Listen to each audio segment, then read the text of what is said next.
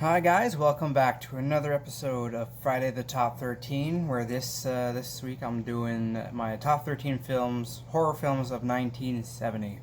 And I'm doing it in my basement today because it's super hot outside right now, and my basement is nice and cool. So, 1970 is a subpar year for horror. It took me a while to find some films that I liked, and I don't like all 13 of them. I do like most of them, just like the bottom couple that I'm indifferent about. But I own four of these ones, so obviously, yeah, not the best year. But let's start with the list at number 13. So just making the list at number 13 is a film called The Wizard of Gore. It's a film in which a magician has an act every so often, I think weekly, and during his act, for this finale, he'll take a participant from the audience, a woman, and then he'll perform a magic trick on them, like whatever it is, saw them in half or drill through them or something like gore related. That's kind of his theme. He does the torture and the bloody stuff. After he performs this act, miraculously the participant is okay and fine, and they go home, only to later die of whatever injury had been sustained or would have been sustained during that act. Say if you were getting sawed in half, then you'd come off on stage fine, and then later in the night your like torso or whatever would open up and your guts would spill, kind of thing. So and it's kind of a crime drama in which they're trying to figure out what's going on, and the police are involved and stuff like that. So very interesting concept. The execution, and the ending was a little wacky for me. But that's my number 13, The Wizard of Gore. For my number 12 is a French film that is called Le Vampire Nu, or The Nude Vampire in English. And in this story, it's about a guy who follows these cultists to a mansion. He infiltrates this mansion, pretends to be a member of the cult, and then discovers that the cultists are performing self-sacrifice or suicide in order to for the glory of their god or whatever it is. And this goddess is a woman who's actually being held captive by a group, and because she has her own clan of vampires that are looking for her, so she's being hidden away. But so yeah, he's attempting to free her, I guess. But a very, very weird story. A lot of twists and turns. Pretty epic end scene though. Third act is pretty cool. So if you haven't checked it out, The Nude Vampire, my number 12. Alright, my number 11 is a film about a group of friends who goes into some woods to look for a lost scientist, and when they find his cabin in the woods, it's completely destroyed, and later they find a book in a cave that has the ability to summon demons. And if that doesn't sound familiar, obviously this is a film called Equinox. I don't know if it was ever talked about, but I'm pretty sure this was an inspiration for The Evil Dead. But yeah, and then there's a demon that haunts the woods called Asmodeus, and he's able to conjure some monsters that go out and try to steal the book away from the group. So a very fun film, very low budget. It wasn't meant to look good. It's obviously just supposed to be a short film, and then it was longer than intended. I'm not sure, but it's pretty good though. Good story. I like the story, but the acting is just like. But yeah, it's a pretty good one. Obviously, like I mentioned, a early inspiration for The Evil Dead. There's no way that it isn't with that story. But check it out. A film called Equinox. Moving into my top 10. 10 is another vampire movie, and another of many to come, because 1970 was the year of the vampire. Like overkill, man. It's like zombies from a few years ago. Like, there's too many vampire films. I don't know if it's just this year or this decade or whatever, but holy jeez, a lot of vampire films. and this is the first of a few Hammer horrors you'll see on this list. So my number 10 is The Vampire Lovers. So in this story, a woman who pretends to be this wealthy, noble woman or whatever, she goes from family to family, befriends like the Baron's daughters, and then eventually she takes their lives through a period of time. She befriends them, gains their trust, and then to which point no one like suspects her of being the killer, and then drains their blood, etc.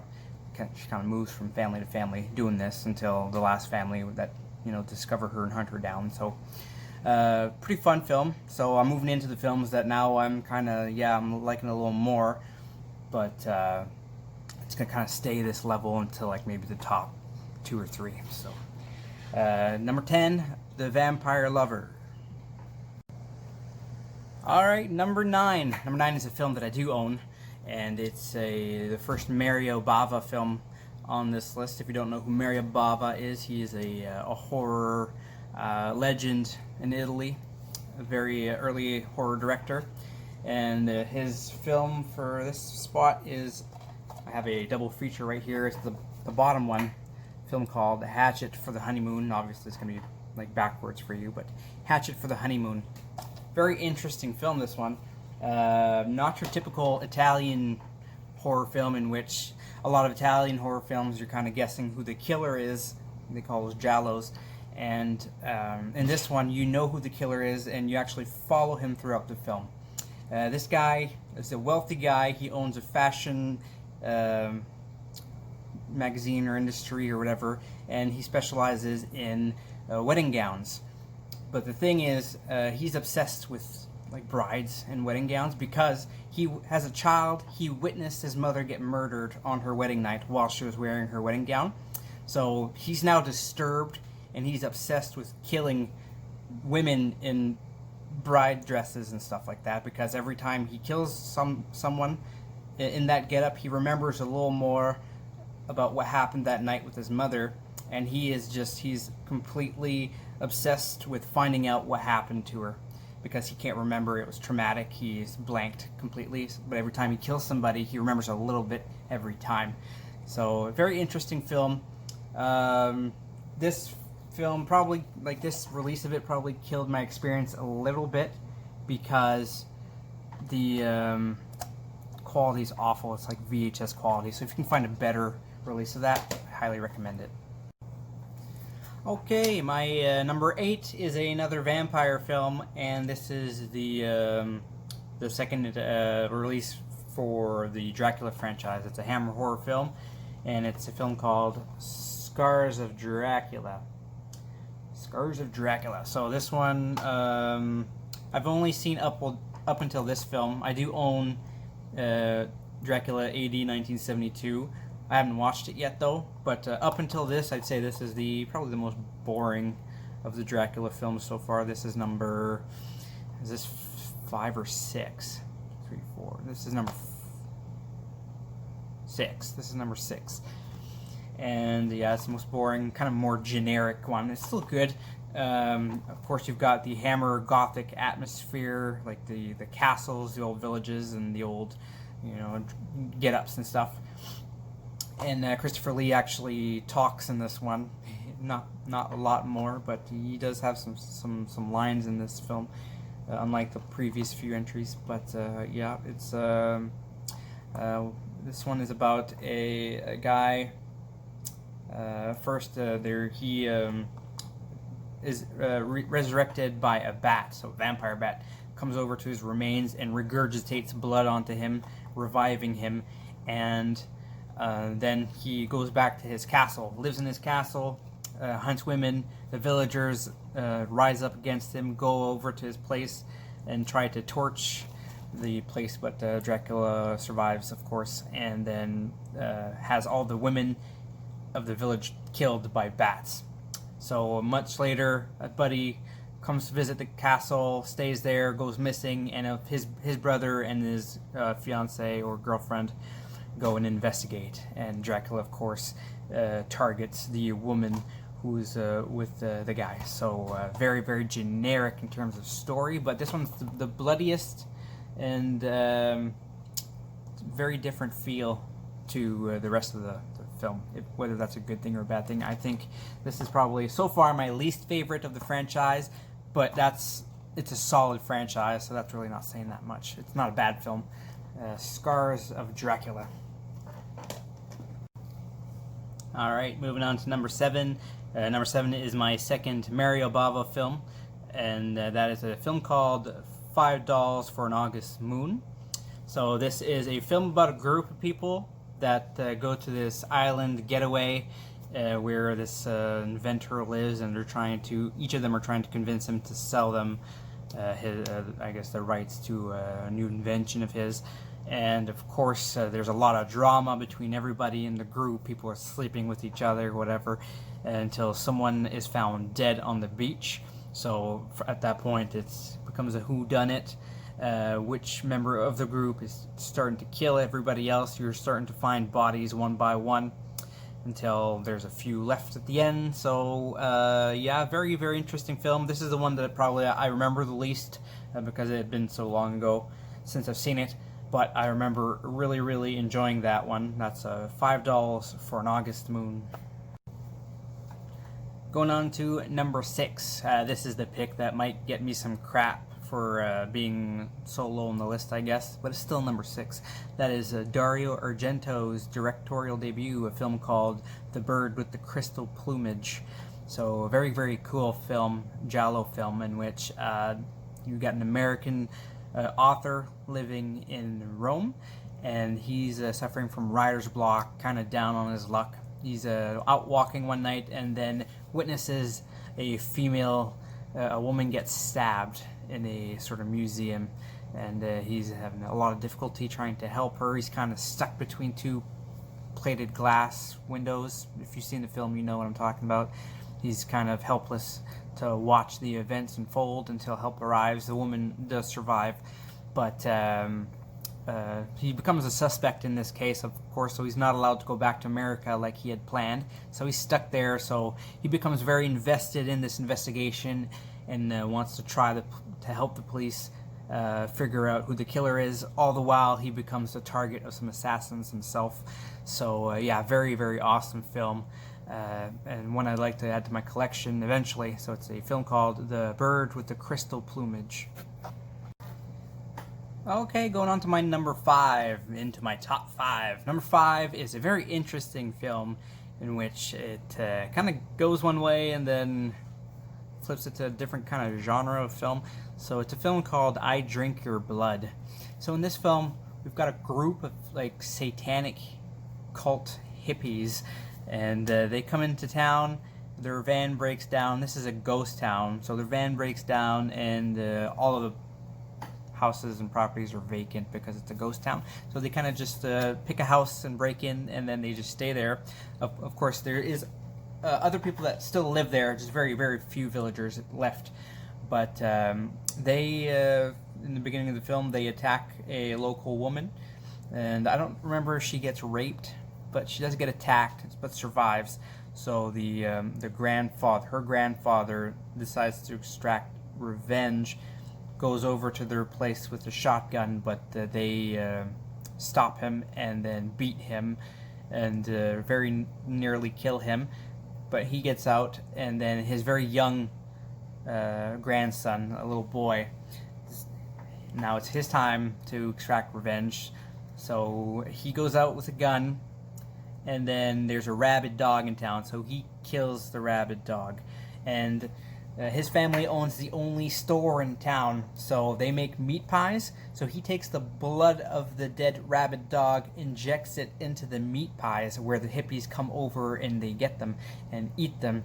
And then not only do they become infected with rabies, but they start looking and they act like zombies, and they start infecting the other residents of the town. So very interesting how it switches from like a cult horror to like this zombie film. So it's very cool, very bloody, low budget, I will say. The effects are pretty good for what it is. But yeah, this is a very good one if you haven't checked it out. It's called I Drink Your Blood. Okie doke. Number 4 is a film that really surprised me on how I liked it. It's a British film. I think it's like a made-for-TV film. It really has that feeling, but it's awesome. It's a film called Mumsy, Nanny, Sonny, and Girly. I think it's in that order. I might be wrong, but it's a very cool film. So this is about a eccentric family. They're not really related, but they're playing a game, a role-playing game, and then the younger, they're called, I guess they're siblings, but not really, but they're siblings. They go out into the world, and then they abduct people, bring them back to their family mansion, where they are forced to role play into this like happy little family, and if they refuse to, then they're murdered. So very cool. I get a lot of Rob Zombie vibes from this, like the Firefly family vibes, just mostly because of Girly. Girly is like baby Firefly, like in her like temperament and the way she talks and stuff. But yeah, it's a very cool film. Didn't expect to like this one at all. It was my first time watching it when I was getting prepared to make this list. I did not like the ending though. That is probably why it's not as high as it could have been. The ending was kind of it left it to your imagination, and I don't like that kind of ending. So yeah, Mumsy, Nanny, Sonny, and Girly. Check it out. Alright guys, moving into my top 3. Number 3 is a film called Mark of the Devil. Mark of the Devil, of course, is referring to like a sunspot or whatever, where people point and go, oh, you've got the mark of the devil, you're a witch. So it's a witch hunting film, and in this film it opens up with a alleged witch getting burnt to the stake, and it looks really cool. The effects in this film are probably the best effects of any of these films on this list. That's why it's so high up on the list, because the story's like, whatever. But the effects is really what makes this film. You've got a lot of torture scenes where the alleged witches are being tortured and forced to confess that they're witches. Of course, mirroring the events of medieval ages, the Inquisition or whatever, and it's brutal. Very bloody, very brutal film. If you're a gore hound and you find that films from this era are not really, I guess you're not really fancying the films, it's not really good in terms of gore and stuff, check this one out here. I'm sure you'll love it. So check it out, Mark of the Devil. I completely forgot to tell you the plot of the film. So in this film, you've got the witch hunter general who comes to town, and his assistant, his protege, falls in love with one of the women that is accused of being a witch. So he's trying his hardest to get her acquitted, to get her away from the dungeon and that sort of thing. All the while you're seeing scenes of other people getting tortured and interrogated, and it's very different ways of torture, obviously mirroring some of the ways that were the methods that were used back in the day, and it's cringy. It's unbelievable that this kind of thing took place, and not that long ago in history. What is it, the 1700s, that the Inquisition or the witch hunting had occurred? I'm not sure. My history's bad, but yeah, fantastic film, Mark of the Devil.